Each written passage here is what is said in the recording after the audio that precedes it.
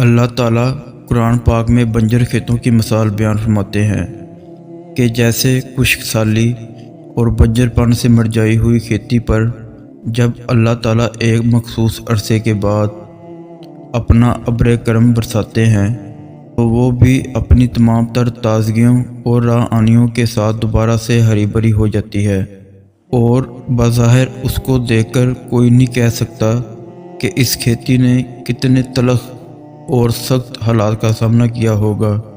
बिल्कुल इसी तरह कुछ हाल हम इंसानों के भी हैं।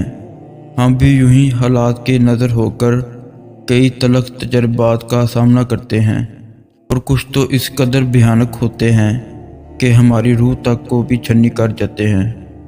मगर जब हम अपना सारा तवक्कुल अल्लाह ताला की ज़ात पर करके इसकी रहनुमाई मांगते हैं तो वही हमारी बंजर खेतों का मुहाफिज और हमारी ज़िंदगियों में फिर से रौनकें बख्श देता है। ज़िंदगी में चाहे कितने भी दुख के बादल क्यों ना छा जाएं, कितनी ही गम की आंधियाँ क्यों ना आएं, हमारा तवक्कुल तो इस नूर और उजाले पर होना चाहिए जो अल्लाह ताला इस मुश्किल वक्त के बाद हमारे लिए लाएंगे और ज़रूर लाएंगे। जब अल्लाह कुछ देकर आज़माता है तो वो तुम्हारा अल्लाह का शुक्र अदा करना और इसकी अता करदा शय की तुम्हारी नज़र में कदर आज़माता है, और जब वो कुछ लेकर आज़माता है तो तुम्हारा इसकी ज़ात पर यकीन और सब्र आज़माता है।